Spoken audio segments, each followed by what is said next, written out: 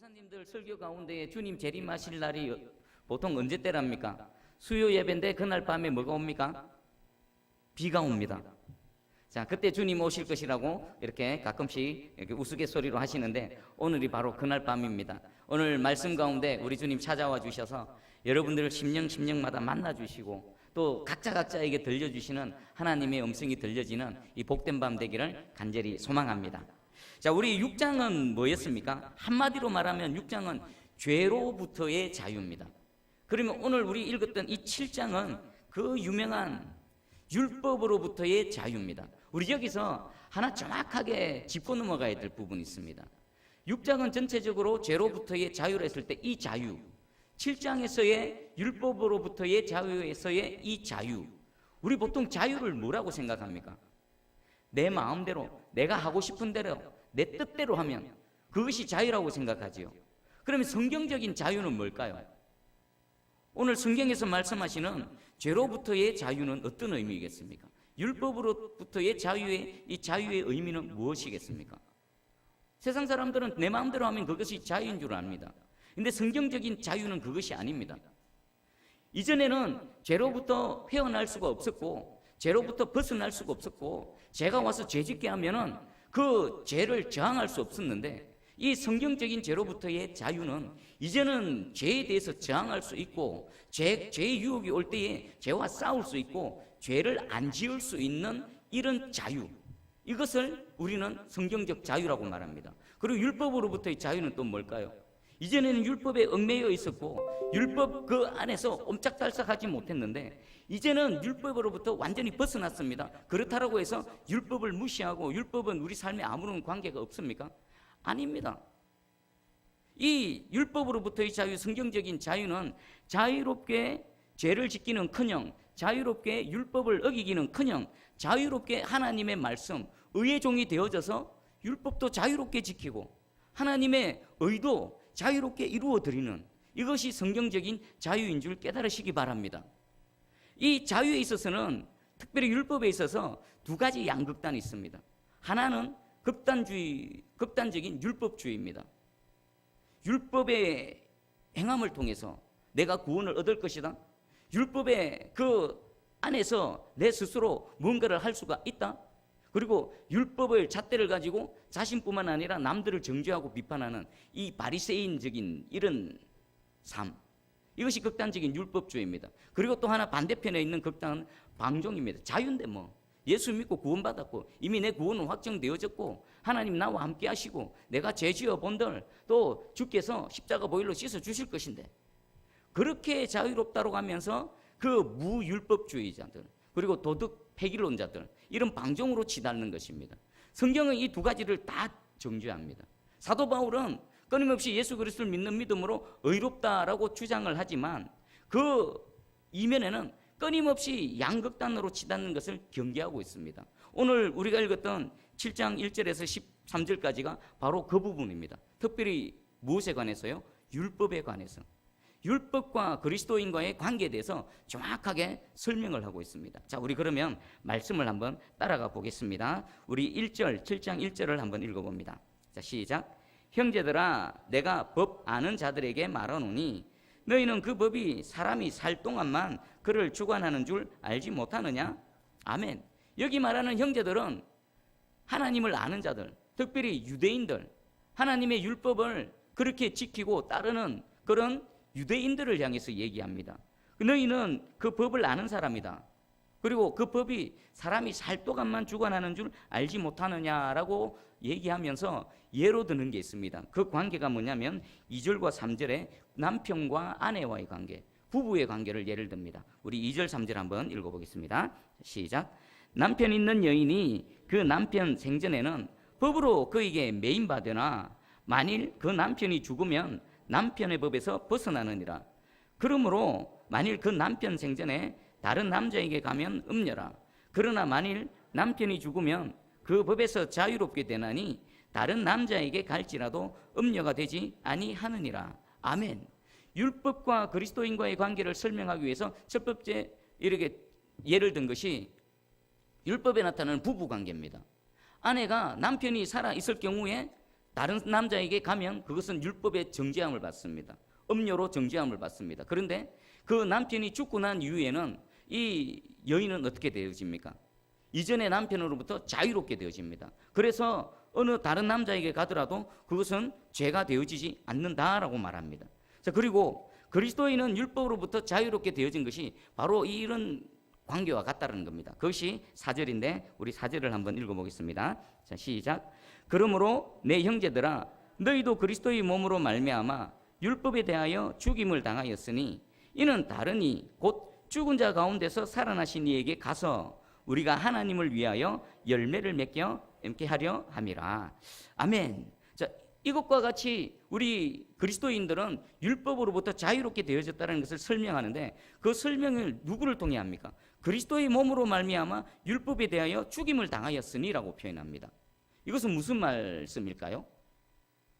우리가 죄로부터 자유롭게 되어질 때 어떻게 죄에 대해서 자유롭게 되어졌습니까? 예수 그리스도를 믿는 믿음으로 예수 그리스도와 연합되어져서 어디에서 같이 죽습니까? 십자가에서 예수 그리스도와 함께 죽는 것입니다. 그것을 통해 죄로부터 자유롭게 되어진 것과 마찬가지로 율법으로부터 자유롭게 되어지는 것도 예수 그리스도를 믿는 믿음으로 예수 그리스도와 연합되어져서 십자가에서 함께 죽는 그 사건을 통해서 율법으로부터 자유롭게 되어지는 겁니다. 실제로 보면은 율법으로부터 자유롭게 되어지는 것이나 죄로부터 자유롭게 되어졌다는 것은 똑같은 말입니다. 그리고 똑같은 방법으로 죄로부터도 자유롭게 되어지고 율법으로부터도 자유롭게 되어집니다. 어떻게 된다고요? 예수 그리스도를 믿는 믿음으로 그리스도와 연합되어져서 십자가에 대해서 죄에 대해서 죽고 동시에 율법의 정죄함으로 죽는 그 죽음을 통해서 우리는 율법으로부터 자유롭게 되어진다는 것입니다. 이 사건이 뭐냐면은 이전에 율법의 아내가 되어졌던 사람이 율법이 죽고 또 율법에 대해서 죽고 그리고 율법으로부터 완전히 결별되어진다는 것입니다. 그리고 동시에 다른 이에게 가게 되는데 이 다른 이를 누구라고 표현합니까? 죽은 자 가운데서 살아나신 이에게 간다. 죽은 자 가운데서 살아나신 이가 누굽니까? 예수 그리스도십니다. 여러분 바울이 예수 그리스도를 믿는 사람들은 그리스도의 신부라고 표현한 거 들어보셨습니까?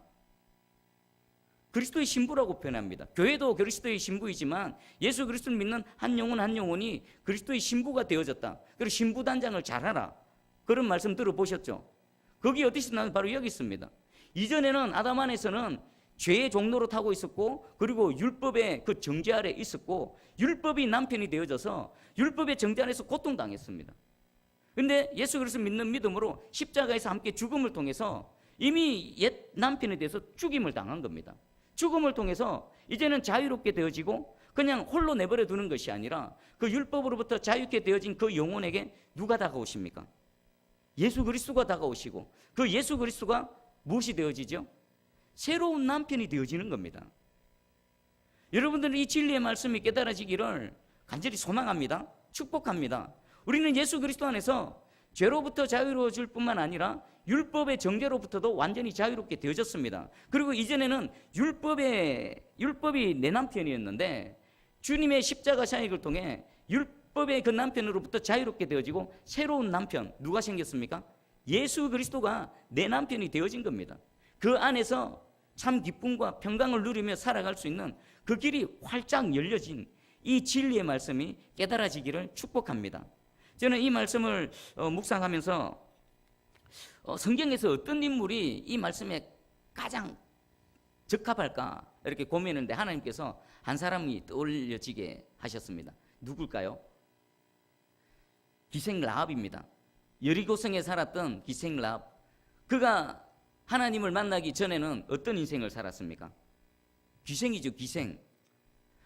남자들 품에서 매일 밤을 그 유린을 당하면서 그런 삶을 살아야 됐습니다. 라합은 왜 여호와의 이름을 들었을 때 여호와께 올인을 했을까요? 만약에 자신의 그 기생으로서의 삶이 만족스러웠다면 그는 하나님을 찾지도 않았을 것입니다. 하나님을 향해서 그렇게 갈망하지도 않았을 것입니다. 그 상태는 어디 아래 있었을까요? 죄의 종로로 타고 있었고 율법의 정죄 아래 살아갔었던 사람입니다. 그런데 저 애굽으로부터 한 민족의 신에 대한 소리를 들었습니다. 그 히브리인의 신이 그들을 애굽에서 구원해내시고 그 홍해를 갈라내시고 그 놀라운 능력으로 그 민족을 구원해내시는 여호와 하나님에 대한 소식을 들었습니다. 그리고 하나님에 대한 소망을 가지고 하나님 편에 서서 하나님께 올인했습니다. 여리고성에 온 두 정탐꾼을 목숨을 걸고 보호하고 지켜줬습니다. 그것은 뭐냐면은 자신의 모든 것들을 여호와 하나님께 내어 맡긴 겁니다. 그리고 정탐꾼과 언약을 맺지요. 너희가 여리고성을 침공할 때에, 이길 때에 나와 내 집을 구원해달라.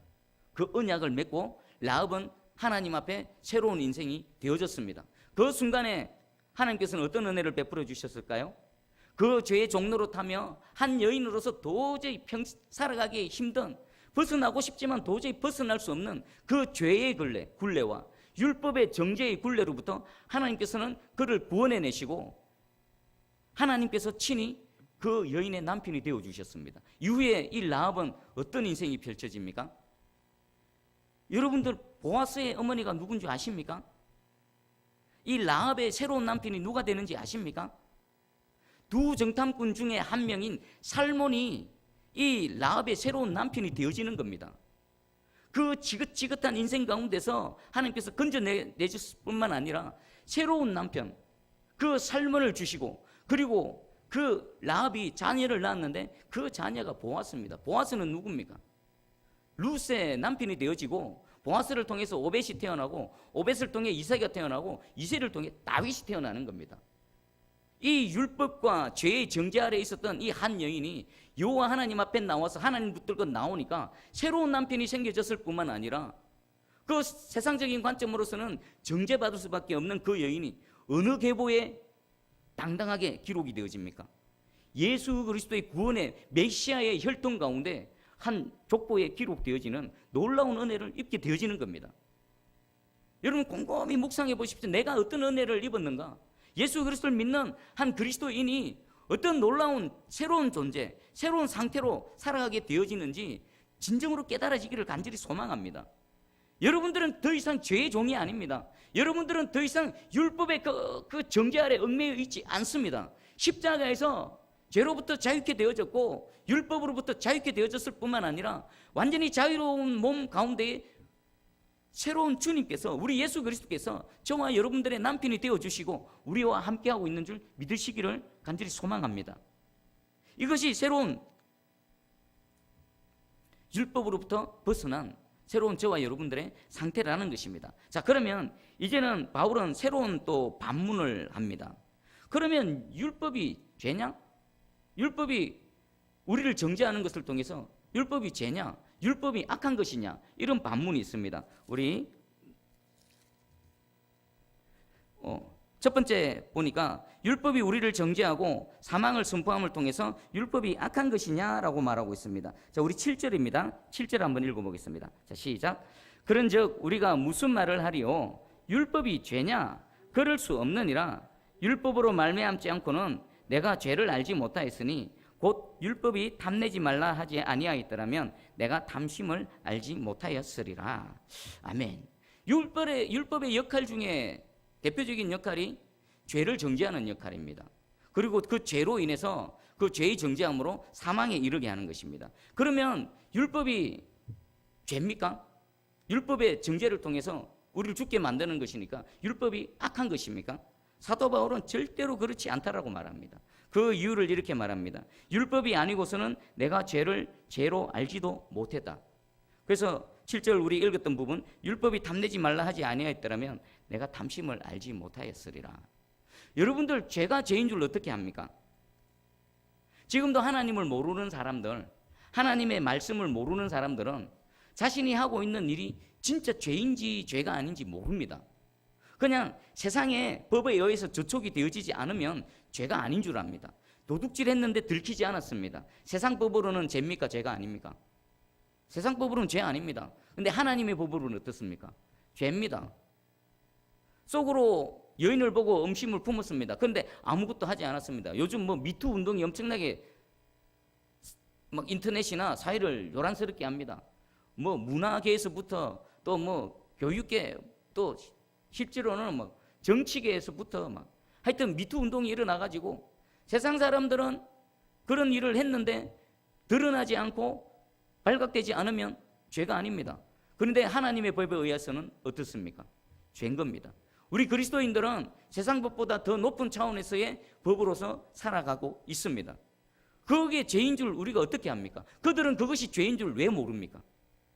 하나님의 말씀을 통해 우리는 하나님의 뜻을 알기 때문에 그것이 죄인 줄 알고, 세상 밖에 있는 그 사람들은 하나님의 말씀을 알지 못하기 때문에 그것이 죄인 줄 모르고 그냥 안 들키면 되지 하고 지금도 도둑질하고 탐심을 내고 음욕을 품고 실질적으로 그것을 행하면서 살아가고 있다라는 것입니다. 바울이 그걸 얘기하는 겁니다.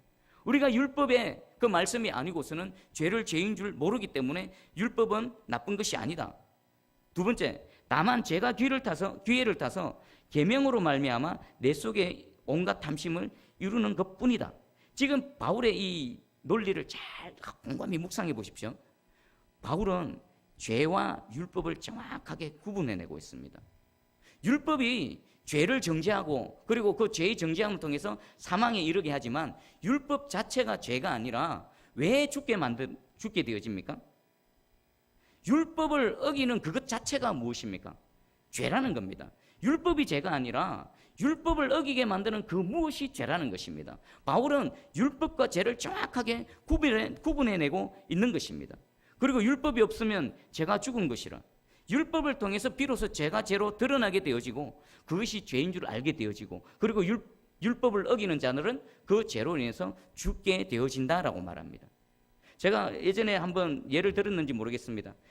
2017년도 그 다니엘 기도회에서 어느 아프리카에서 선교하셨던 선교사님이 말씀을 전하셨습니다. 그 선교지에는 그 종족들은 아주 문명도 없고 그냥 자기들끼리 이렇게 갇혀서 살았기 때문에 거의 뭐 짐승 같은 삶을 살았다 합니다. 가장 큰 그것이 살인입니다. 마음에 안 들면 죽여버립니다. 그래서 그 종족에는 나이가 30, 40 넘어가는 사람이 드물답니다. 왜 그럴까요? 누군가를 죽이다가 누군가에서 죽기 때문에 40, 50 넘어가는 사람이 없다랍니다.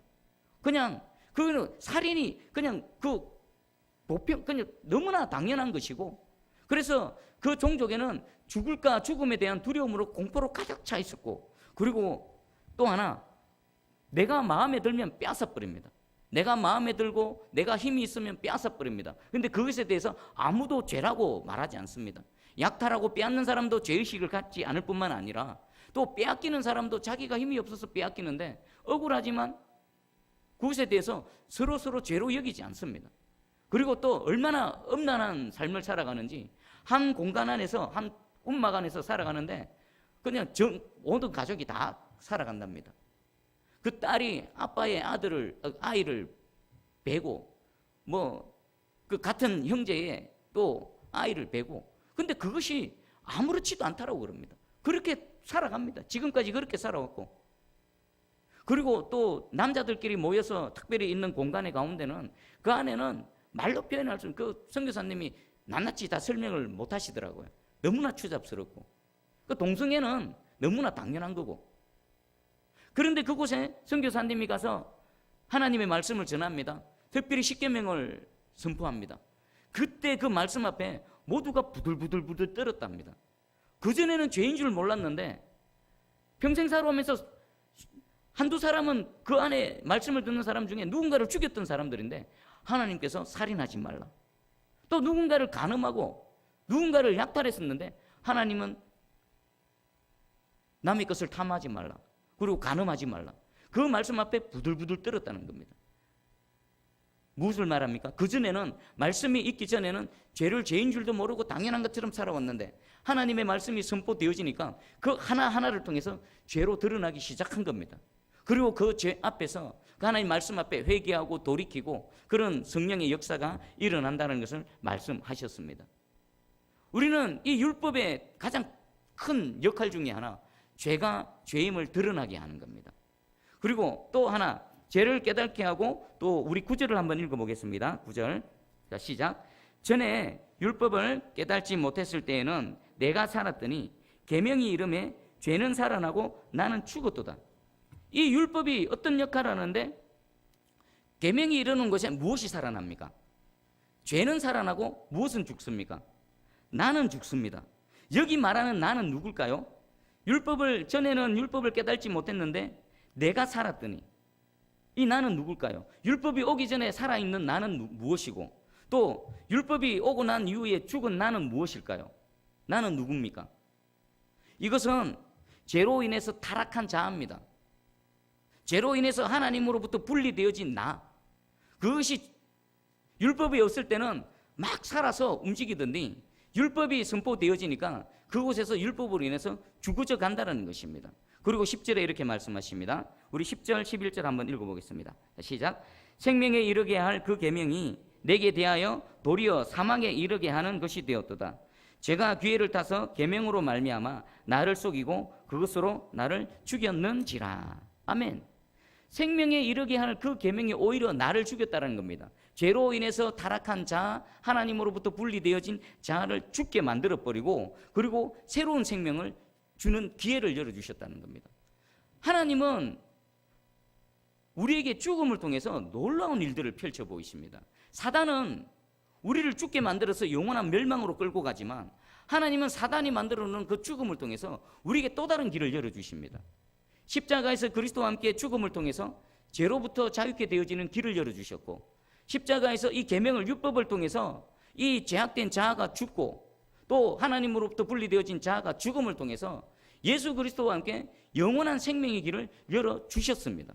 이것은 놀라운 하나님의 은혜요 하나님의 능력입니다. 이 은혜를 우리가 입고 있는 줄 분명히 깨닫기를 간절히 소망합니다. 그리고 바울은 율법에 대한 결론을 내립니다. 12절 우리 같이 한번 읽어보겠습니다. 자, 시작. 이로 보건대 율법은 거룩하고 계명도 거룩하고 어려우며 선하도다. 이것이 율법에 대한 바울의 결론입니다. 여러분들은 율법에 대한 어떤 인식을 갖고 계십니까? 율법에 대한 부정적인 인식을 혹시 갖고 계시지는 않습니까? 율법에 하라 하지 말라. 우리는 믿음으로 의롭게 되어졌으니 더 이상 율법으로부터는 아무런 상관이 없다. 율법에 얽매여 있을 필요는 없다. 우리 한국교회는 그 극단적인 율법주의와 이 도덕 폐기론적인 이런 방종, 이 양극단 중에서 어느 극단에 치우쳐져 있는 것 같습니까? 방종에 가깝지는 않습니까? 방종에 가깝지는 않습니까?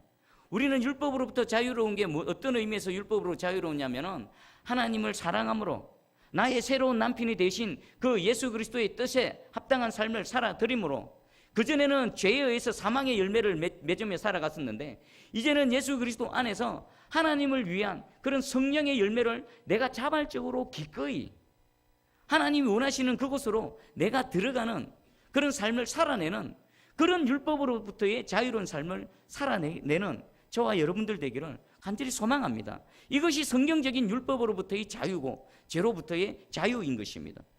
극단적인 율법주의도 아닙니다. 또 극단적인 방종으로 가서도 안 됩니다. 주님이 우리에게 뭐라고 말씀하셨습니까? 나를 사랑하는 자는 무엇한다고요? 내 계명을 내 마음대로 어긴다고요? 자유로우니까 마음대로 한다고요? 주님을 사랑하는 자는 주님의 계명을 기꺼이 자발적으로 어떤 얽매여서 두려움으로가 아니라 사랑함으로 지켜낸다라는 것입니다. 이것이 성경적인 그리스도인이며 이것이 성경적인 가르침입니다. 우리 모두 하나님께서 말씀하시는 진정한 죄로부터의 자유와 진정한 율법으로부터의 자유로운 삶을 살아들여서 하나님을 위한 의의 열매들을 날마다 맺혀가는 저와 여러분들 되기를 주님의 이름으로 축복합니다. 아멘. 자, 지금 몇 분이죠?